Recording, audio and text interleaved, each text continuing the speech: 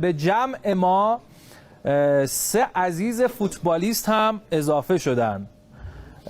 یکی از خاطر انگیزترین فوتبالیست های تاریخ ایران جناب آقای علی اکبر استاد اسدی عزیز، جناب آقای نیما نکیسای بزرگوار و علی انصاریان هنرمند. خیلی خیلی خوش اومدین. سلام به هر سه بزرگوار، عیدتون مبارک. فکر کنم با آقای استاد اسدی باید شروع کنیم دیگه. آقا خیلی مخلصیم. ممنون. خوش آمدین. سلام عرض می‌کنم خدمت شما و به بینندگان. سلام. خیلی خیلی خوش اومدین. خوش اومدین. چی شد؟ عید فطر چیز تبریک عرض می‌کنم. یه داستانی از بیرون پیش اومده بود.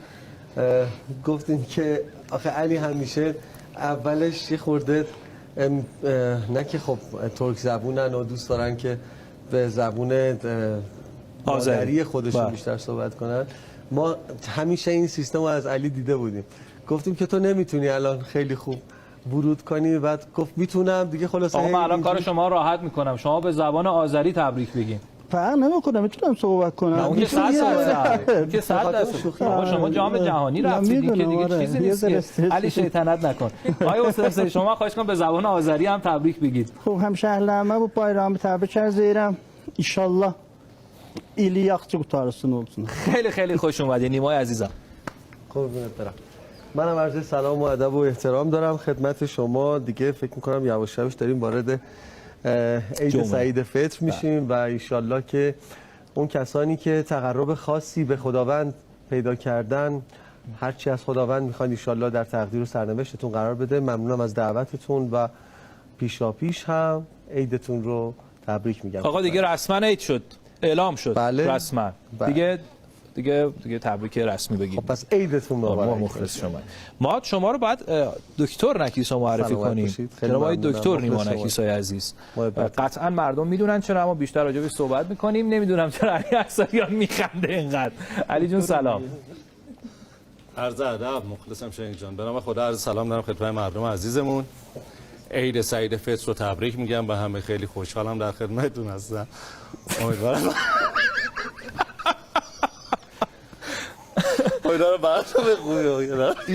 ایشالله. از هم حضورتون که خانم عباسی شما میدونید چرا دوستان میخندن؟ والا نه، ولی خب تا اونجایی که من پشت صحنه دیدم همش داشتن میخندیدن. دوستان قدیمی هن و سالهاست. من گفتم چقدر ما فکر کنیم بازیگرا با هم اینجوریان که همش یه چیزایی گفتم خلاصه ما نفهمیدیم. همینطوری با هم گپ زدن. آقا یه اتفاق خیلی خیلی مهم و بزرگی قرار است فردا بیفته. خلاصه دیگه تب و تاب جام جهانیه و فردا هم که ایران و مراکش بازی دارن. علی نکن، من نمیتونم اجرا کنم تو میخندی انقدر. من بیفتم دور خنده تمومه. استاد من میشه ببینید نتونید یعنی نخندید. استاد تفلک کاری نکرده هنوز که. اصلا تنها کسی که گل زده به تیم ملی ایران.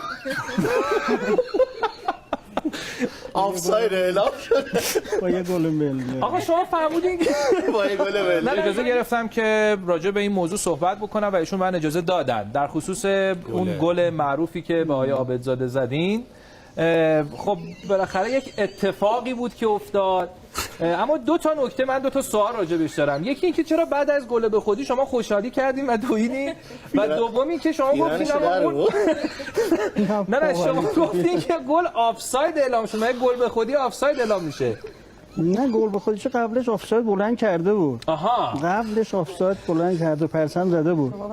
ولی خب ما خوشحالی نکردم. شما کجا دیدین فیلم رو؟ من دیدم شما دویدین تو زمین و اینا. فکرم خب نه، شروع بازی شروع بازی بود. ولی این همیشه با شما مونده. نه فکر میکنم خیلی به شما گفتن. و یه نکته ای رو اجازه بدین من بگم. ببخشید هی من نکته میگم، خیلی حرف میزنم چون مجبورم. فردا دوستان از ما انتقاد میکنن خیلی جاها، به خصوص در فضای بیمرز مجازی که چه اینجوری شد اونجوری شد. جناب آقای استاد اسدی عزیز پایین که صحبت میکردیم این نکته رو گفتن که خیلی خیلی همه از من این رو پرسیدن و شما گفتین انقدر این سوال شد دیگه چه پاسخی دادین؟ گفتم خودم امتحان کنیم ببینم عابدزاده آماده است یا آماده نیست. ولی انقدر ظرفیتشون بالاست خانم عباسی که خلاصه حد نداره.